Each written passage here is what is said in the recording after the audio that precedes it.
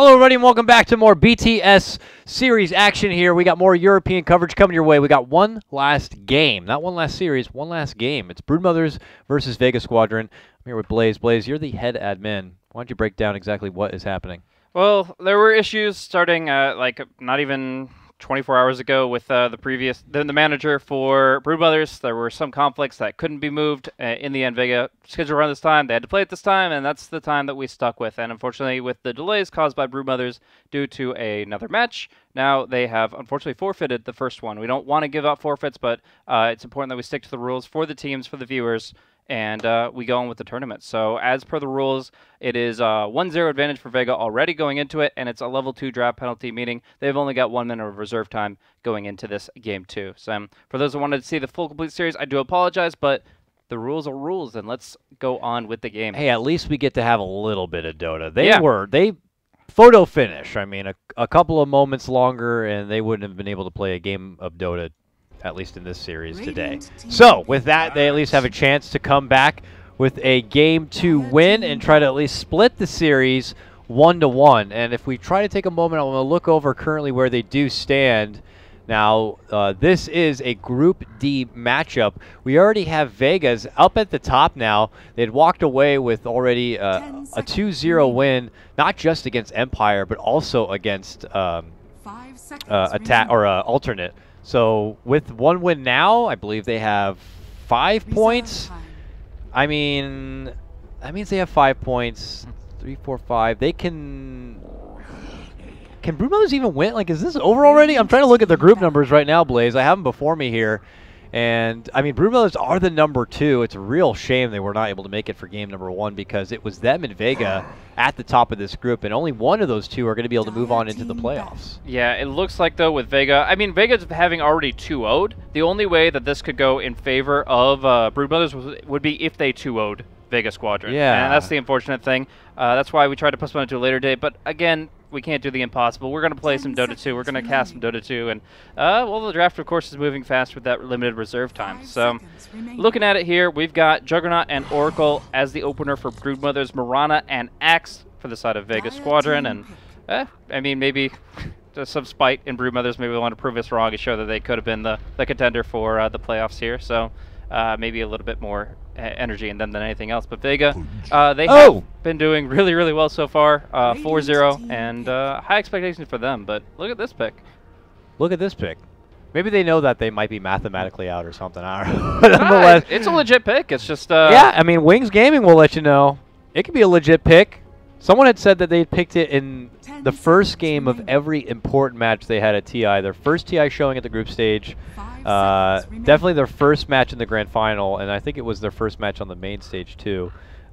Something that some people considered or theorized that Wings were picking it up to kind of break the ice a bit, get them a bit comfortable game number 1, kind of, I don't know if you want to overall take a fun approach to it and just kind of relax a bit, but yeah, they only ever picked it up for that first game. So we'll have to see what Broodmothers plans with it. I mean, I'm a fan already. I'm always a fan of the hero here.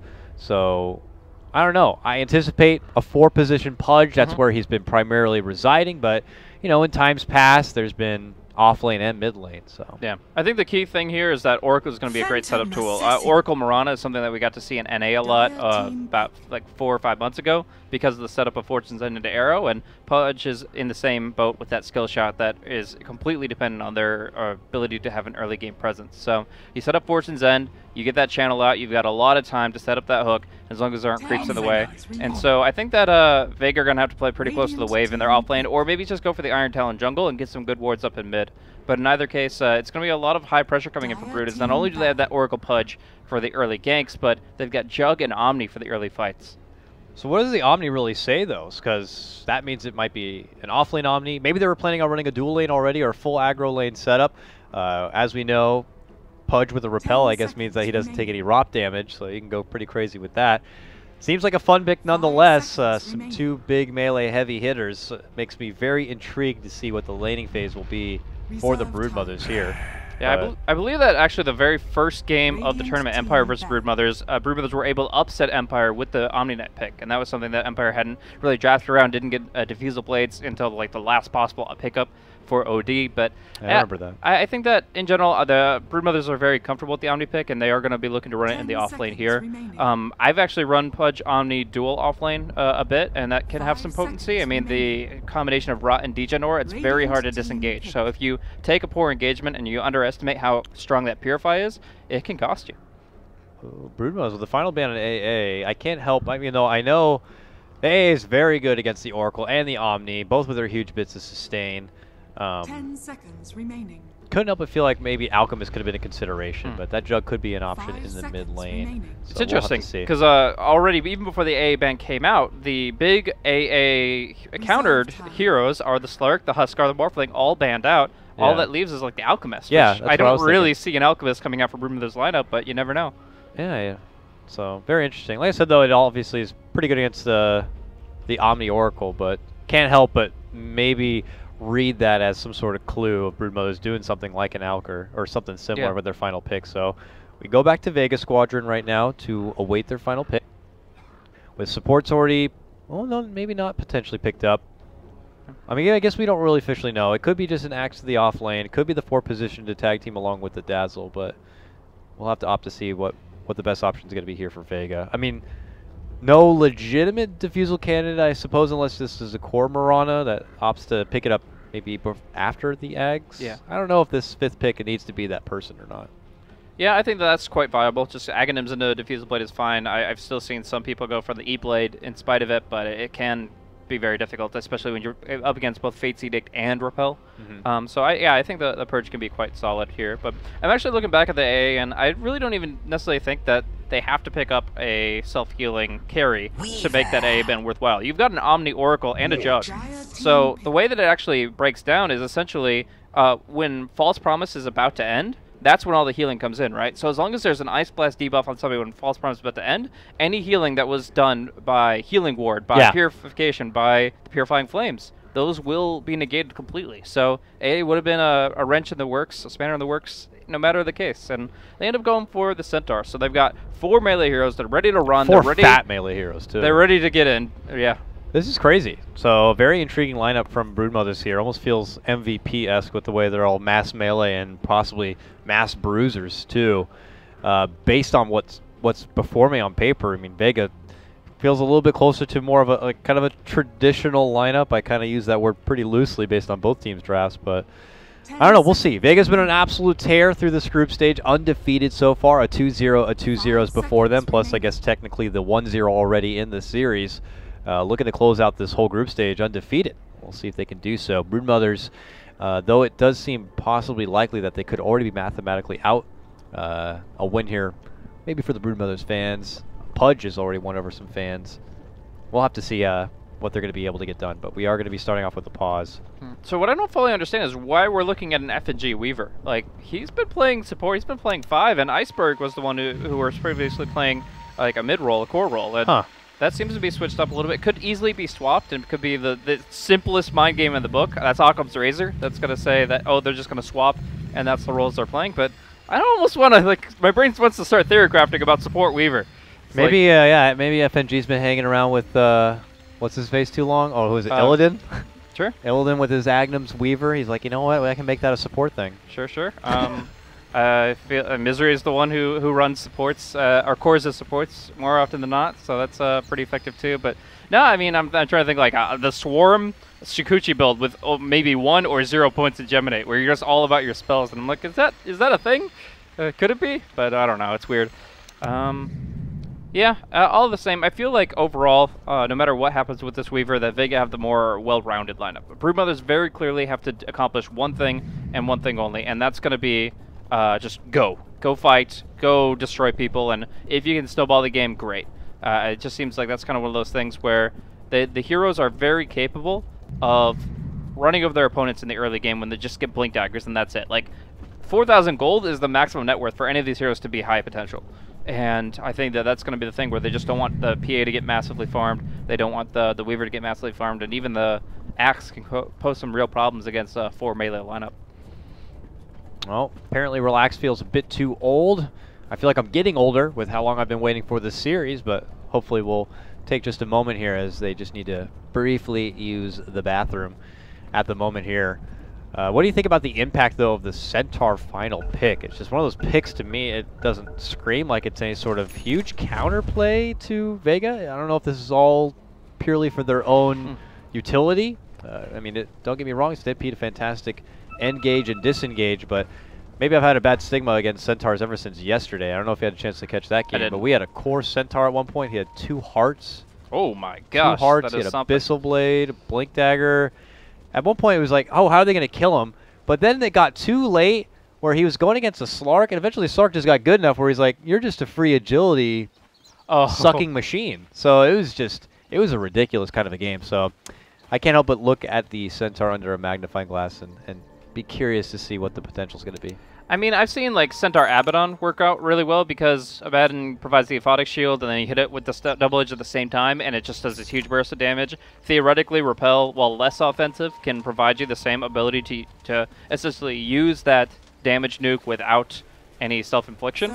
But no, in general, I just think it's going to be raw early initiation. It's a tempo carry to an extent. You used to see like Fear run on a carry Centaur where it's like, okay, as long as I can get a really quick Blink, Tranquils, and whatever else, I'll be fine. And in this condition, I think they just want to find a quick hero. I feel like a hero like Sven or Slardar or something along those lines could have been also the tempo carry, but in this case, they go for the Centaur, and we'll see how it works out for them. Looks like we might have a little bit of a tussle. No. BM show themselves into the top river, and Vega don't want any of it. We'll back on out, but not before Sayoma gets a couple of pot shots in. So he is playing PA. So they've actually completely role swapped they are from role their swapped. traditional things. I don't know if this is something new they're trying out. Maybe it's this game only.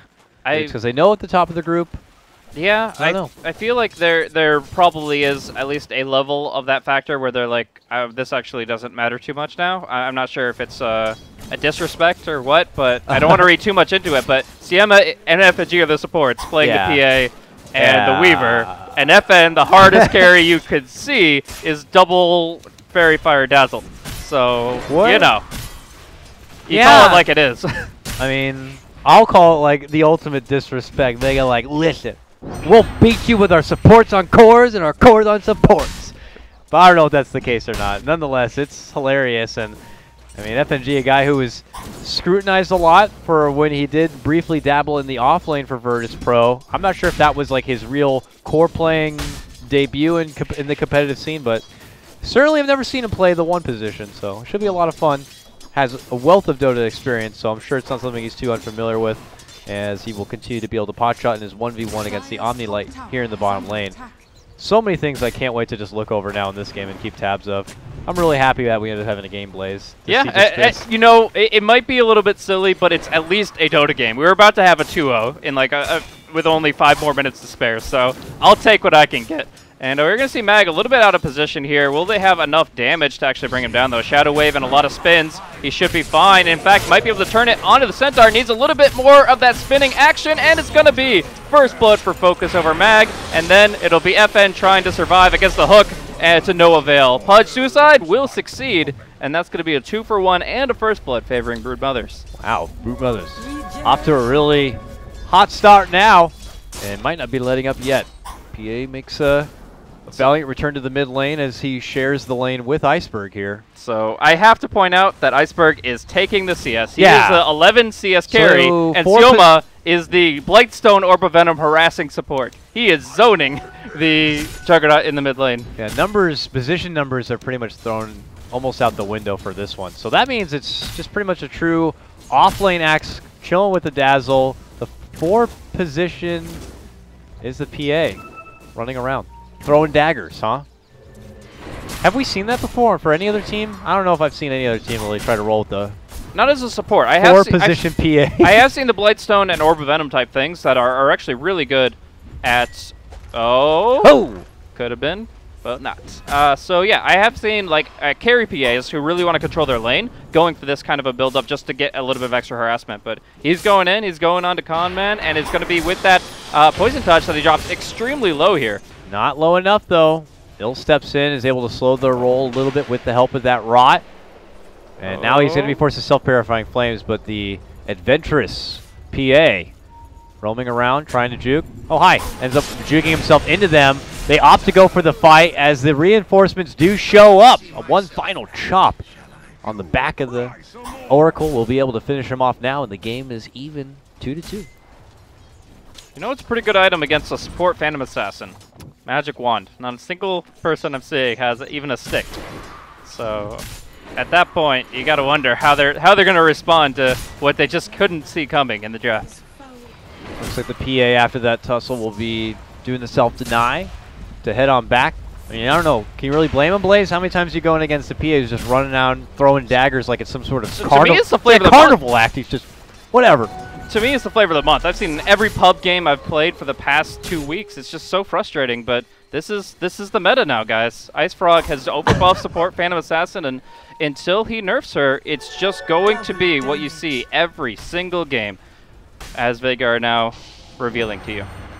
Oh, double damage PA. This actually might work out. Oh, but it's going to be FNG going down first. Oh, FNG drops, but here comes Vengeance.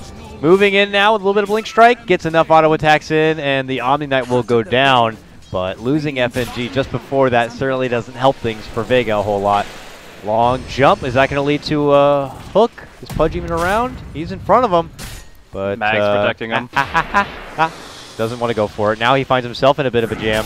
There's going to be the call following after the Poison Touch. A little bit of a heal damage. They're going for FN. He gets the Grave off. The mighty, shiny Grave. We'll get it back into the safety zone. While that happens, Mag's making moves in. Now getting the grab on focus. Good support rotation from FNG. Weaver comes in, swarms down the Oracle. Yeah, this is a ridiculous game by Vega. They don't care to really follow the rules of Dota or the laning phase at the start of this one. They're going to play their own game now, and they're not letting up here. Now the return of the con man on his Oracle steps in. And Mag, go for it. He's got it. They got him. He goes down. Focus is going to get dropped. FNG doing work. Oh, swing and a miss, unfortunately, from Ill on the hook.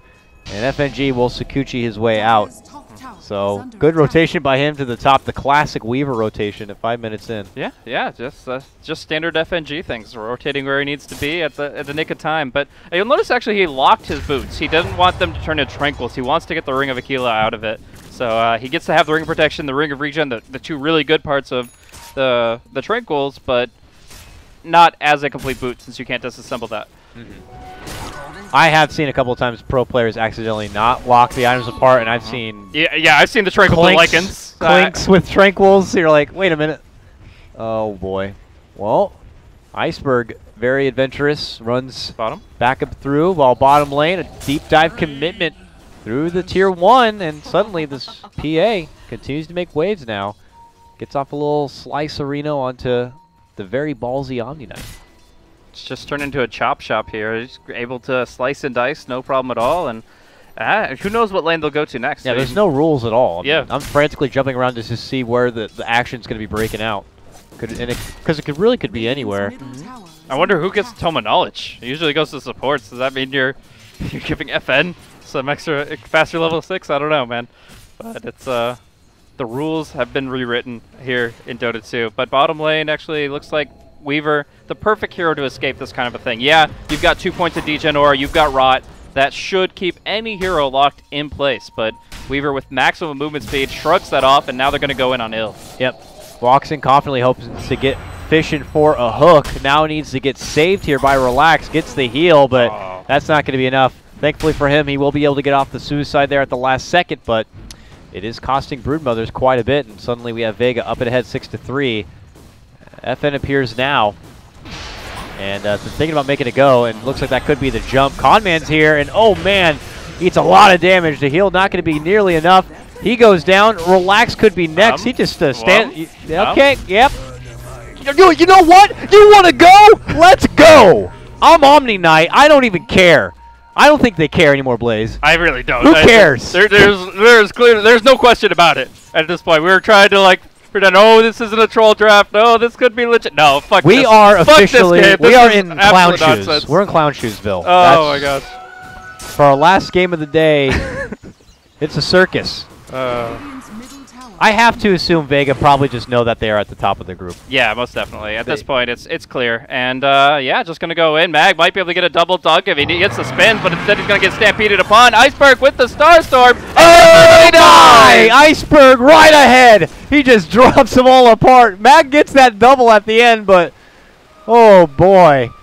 Not getting any easier here. I mean, I'm always a big Pudge fan, but I like to see a Pudge actually succeed. Everywhere he goes is trouble, unfortunately for him. Bottom lane, they hate FN. How dare you fight us as a Dazzle? They're diving way past this tower. They're just confident as ever to try to make a move in. But look at them, a kiting performance now between FNG and FN.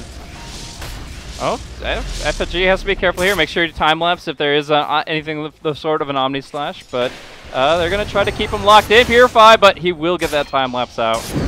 Oh, man.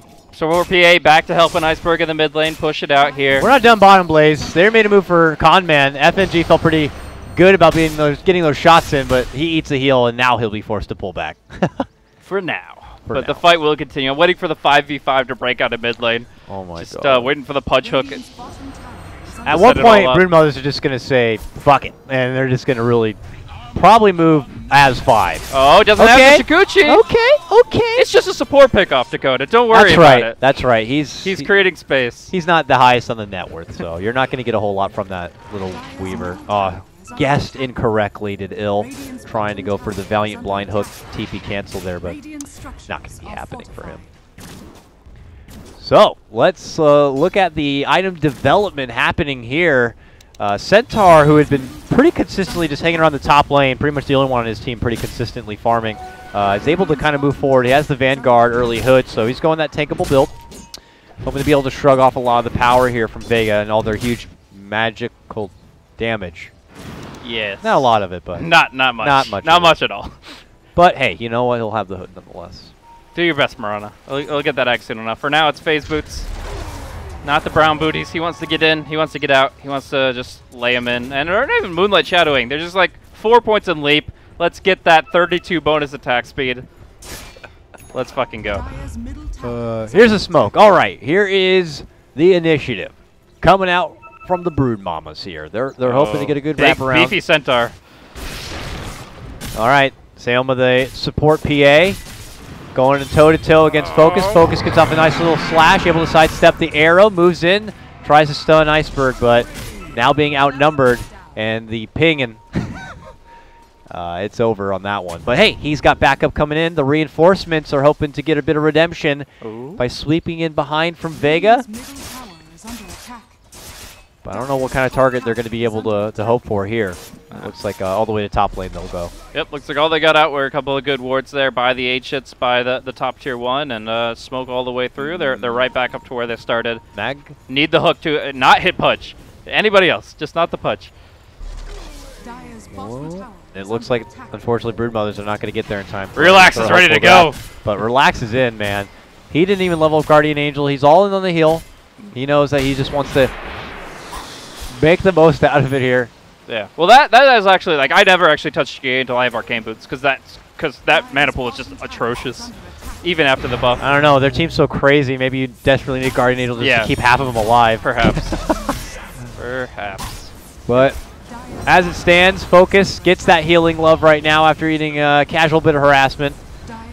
Here comes Broodmothers, though. They're hoping to get a tier 1. They really haven't done a whole lot of damage right now, too. Big flank coming in. I'm not sure if the Radiant saw it, but now they're kind of getting pincered in, and FN's going to be the target. Boom! Omni on 1, and that 1 gets a grave here. FN, frantic to run away. How bad do they want him dead? He pops off what he can to heal, and he runs. Fairy Fire keeps him alive for now. A leap out from Iceberg, and now Virtus Pro reconverge on in. There's going to be the Guardian Angel, allowing Broodmothers for a bit of a round 2. But again, still hopeful to try to find some targets here. Focus makes his move for FNG. FNG will quickly time-lapse, get all of that life back. All the meanwhile, Axe is going to be able to get the finish as Mag takes down Kaiser here. They really want to get a hold of Iceberg, but Focus. Ba-bum. See you later. Man meat's going to be served up from the horse. And, well, Vega still continue on the up and up. 14-7, a 4K net worth advantage, and it looks like a Pudge is going to be added to that one. Triple kill. So is it cannibalism to chop up a half horse, half man? Is it like pseudo cannibalism? How's that work? I don't know what kind of crazy Greek mythology. Where do we draw the we're gonna line be going here? into this One of but- them's taboo, or at least half taboo. We just have to figure out exactly what is the difference. Not too privy to follow up with any sort of objective game. This will continue to be a bit of a bloodbath now as mid lane. Oh, they got him. Mag's in now. He's got a blink. He's got a call, and they've got a kill on the Armlet! jug. There's a good little Use your hookerino. And, well, Armlet keeps him alive. He pulls off with the grave. I don't know what kind of Dota match we're watching here, but it's Vega still winning. Doesn't matter what roles they play. Marana Armlet, the best thing that can complement a shallow grave. You can hook me all you want, but he's going to leap in and leap out with a level 4 spell, and when he's in with that Armlet. The manliest Marana you've ever seen. Top lane focuses. Dead. Dead. Just dead. Good damn. See you later. Mega kill for Mag on this one. Vega now pull ahead 19-7. Options getting a bit limited here, unfortunately, for the Broodmothers. Not like they have someone stagnantly farming as their insurance policy on this one. You compare Jug, level 9, getting closer to level 10. I think they're all going Armlet, dude. I think it's going to be a 5 Armlet team. Let's see. We got PA, we got Weaver. Or PA and Marana. I just can't wait for the next one. I want to see an Armlet Dazzle. I want to see that so bad. This is hilarious. I don't even want to like really think in theory craft. I'm just appreciating the Dota that's before me here. It's something. I'm not sure if it's Dota, but it's something. All right. So, Kaiser doing his thing. Bottom, FNG. He's a tower killing machine. He's going the mechanism, actually. That's a build for the support Weaver. Who screw Armlet? It's an AoE heal. That's teamwork. That's just so ridiculous. Yeah, you know, Sakuchi gets there for your team at a moment's notice. So, why not? But finally feeling like they want to kind of bring in some more money because they got armlets they need to buy. They move on forward, looking to breach some tier 2 or some tier 1s and poking some tier 2s. Broodmothers get their own tier 1 here, their first one here in the bottom lane. FNG is showing his like professional level support warding where he walks past the creep wave to drop 2 wards in clear vision of the enemy. It's good stuff, FN. FN, you know. I would commend that Dazzle.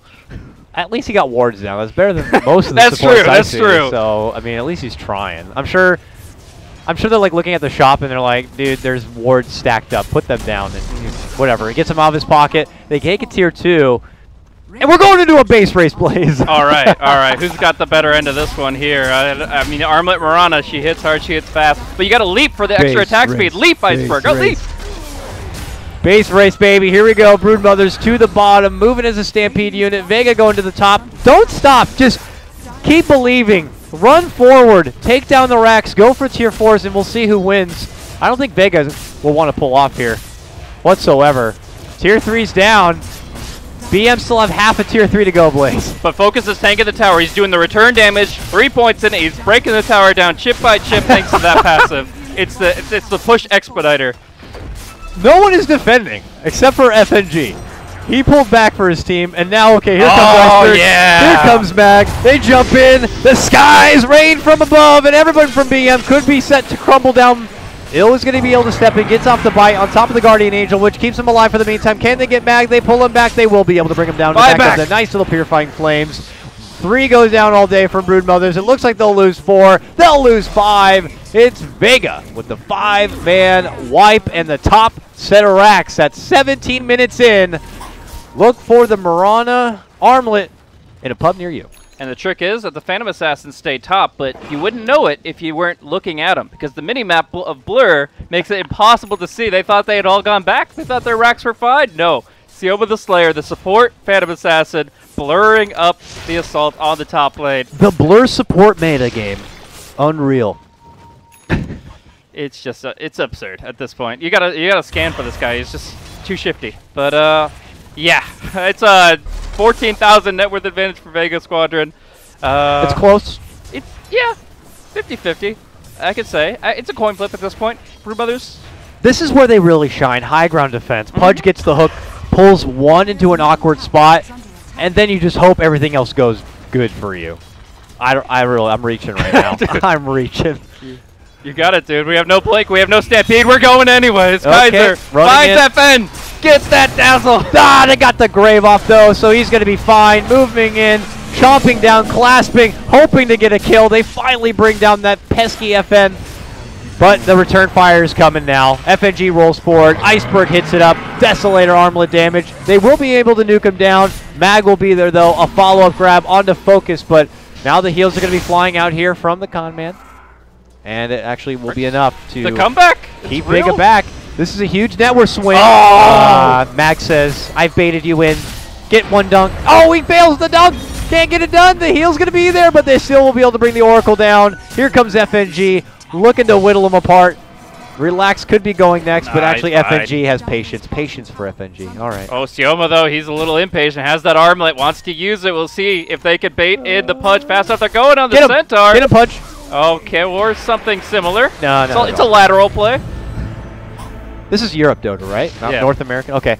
Hook back on Ill. It's only for Focus. Pulling him right into the lap of his own teammate. Ill eats a bit of damage. Mag's right in the midst of it all. Spinning and winning right now. FNG getting out free pot shots on the side. They will lose Mag. Sayoma still somehow barely lives. He's just hanging in the back throwing daggers like some sort of crazy little madman.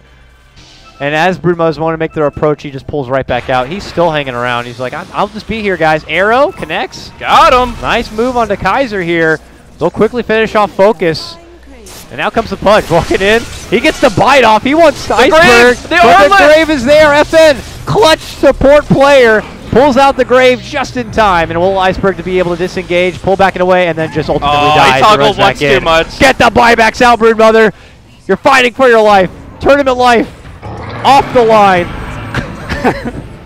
Going in here, Focus, trying to make something happen here. Gets the stun on Sioma. The Artlet is there at the wand as well. He strikes out. He somehow blink strikes and gets it away. He gets the heal up. Focus goes down. Sayoma lives on. Oh my gosh, what is this? 34-12 buybacks all over the place, and still Vega continues to impress. Graving over under tower, under nothing, and they go on to relax here. Still can't get him. He's Starmlet toggling on his PA, and he lives. Definitely will rank this in my top 3 most Clown Shoes game, though. I love it. Yeah, Marana seems good. I like the item composition here. We've got the Phase Boots Desolator Armlet build for the Phantom Assassin and the Marana together. It's synchronization in motion. I just don't think we're ready for this kind of Dota yet, but they tried it. Check Golden Kappa. FNG, while being hooked and brought into the enemy team, typing out casual Twitch memes. No problem. They will get the snag. He gets the last laugh in the end, even though he goes down at the back end of a false promise. He don't care. The chuckle is his. Broodmothers, brilliant hold on the high ground in the mid lane, though. Oh, that Weaver mech's going to have to come out soon. No! The crit from Sioma onto the Oracle, and a call-in from Mag with the Blade Mail. Will they get that one, too? Desperate to make it back and away. Goes into the Omni Slash. Kaiser, Blade Fury, and we'll be good. Let me. He's trying to get out. He's bargaining. Will they free him? Walk him home. Aw, not going to happen. Sayoma says, I'm not going to let you do shit. Throws a knife right down his neck. Takes him out. And we push on. 38-13 at 21 minutes in. Poor FN, the only man who's not the top 5 of net worth. Dude, if there were fantasy scores going on right now, can you imagine the 10-2 and 22 FNG Weaver and how that would work out? Oh, people would be so happy or so pissed. 15.1 fantasy points for FNG on this game. Oh, we're Kaiser's Angel. in. Kaiser's dead. Dunks don't care about no angels. Ill. Man. Oh, too late. He's a big punch, but my God, he dies fast. Sayoma's just hitting like a goddamn truck with his PA. Item dropping. I don't know who's having more fun with this game, really. Us or Vega at this point. Hard to tell. Hard to tell. Go. Kaiser, easy arrow. Nice item drop of the Blightstone. Casual BM happening here. We'll take up the false promise to kind of purge off the stun. Dead.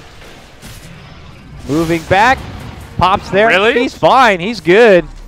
Healed up and A-OK. How have Vega not been able to take these racks, for God's sake? The glyph came out to stall things a bit. The split-pushing Centaur, man, clearing out the mid-tier 1 and all the creep wave. Good job, Focus. He gets the tower. Easy tower for Focus. All Broodmothers on that one. And now everyone hurtled back inside their fountain. Vega, The disrespect bodyguard. Oh, a casual bite in the fountain. Nicely done. The grave, though, keeps him alive. And Iceberg will get off any damage he can with the last bits of his life. Mag steps in to finish the job, and, well, this game is really off the rails if it hasn't been already within the first minute of time. That is the understatement of the century, Dakota. And at this point, we're seeing an Omnislash go on to 3, and not a single hero dropping, except every item. You can kind of hero through 6 items on the ground, but that's a dunk. That's the end of this game in my book. But for now, we've got to get a few sentry wards laid out. Who placed these? Focus made it all the way to the well. Wait, what? And started dropping sentry wards. Oh, that centaur is just too big. Well played. Honestly, though. Honestly, that's a win in my book. I mean, if you can't get that's the win, touchdown. We were talking about lateral plays. Now you got it. If you all can't the way get to the win end zone. in the game, I mean, I give him credit for making it all the way into the opposing end zone for sure. Tier 4s are down though, and an Ancient is exposed. Vega just moments away from finishing out their group stage undefeated. While Broodmothers, obviously very unfortunate for them due to schedule conflicts, taking the auto loss in game number 1. And obviously with game number 2, I guess mathematically, not technically mattering, Vega came to play a fun game indeed. And Rapier comes online for Sayoma, but the good game has been called. We'll do our part to report the Omni for his play, but this one is over, Blaze. We were worried for a while there that we were not going to be treated to any sort of Dota in this final series, but we still got treated to no Dota. We really didn't. To be fair. That was not Dota, exactly what happened. but that was some sort of crazy Overwatch 2.0 or something. Or Overthrow, rather. That was great. Okay. Well, you guys didn't know, but you guys voted in an All-Stars match for the BTS series, so congratulations to that. Our All-Star match of Vega versus Broodmothers has concluded, and with a score of 48-15. Got to check the stats on this one. Such a nail-biter of a game. Vega 48-15. Broodmothers, I mean, really, Blaze, where did it go wrong? Well, I would look at every player's net worth graph and just say that with all the dire ones going down into the trenches and with FNG skyrocketing as the support weaver. Yeah. I really feel like it's very when they started prioritizing FNG's farm, that was really when things started coming together for Vega Squadron. I mean, the numbers here easily could just tell the whole story, but you just have to really break down and look at the data. We scroll back now. Sayoma, a masterful performance him on that PA. The rotation PA, the dagger plays, 13 and 2 and 9. The mind game plays from Vega, swapping the roles all together, and credit to FN. I don't know if it was his first support play in an official, but might need to work on the ward placement a little bit, but not bad. Not bad. Not bad. Not bad. Not bad at all. Mag, I think he was the only guy playing seriously that whole game, really. Yeah, this is what I do, man. I play Centaur, I play Axe, I go. I Vanguard, I blink, let's go. Well, credit to Broodmothers. They picked Pudge. They made some fun. We had some chuckles. We had a good time, Blaze, but we're done for today. So let's wrap things up. Folks, it's been an absolute pleasure joining you guys and having the Dota. But we're going to wrap things up. We'll be back tomorrow for more BTS Series Europe action. There could possibly be some more Dota happening over and beyond the Summit too, so go and check that out if that is the case. But we're done for today. Any closing thoughts there, Blaze? Well, Group D decided. Vega, after that performance, are going to be advancing to the playoffs. So looking forward to see who they're up against here. We've still got some great games versus Escape and Ad Infinitum tomorrow to determine where these groups are lying. But obviously, teams like PR have really shown up to play, and they were a lot of fun to watch the doubleheader of them today. So Great Dota is back. BTS Series Europe for now, and it's been a lot of fun. All right, guys, take care. Enjoy the rest of your day. It's been an absolute pleasure. We'll be back at it tomorrow with more Dota action. That's Blaze. I'm KotL. We're beyond the Summit. We'll see you soon.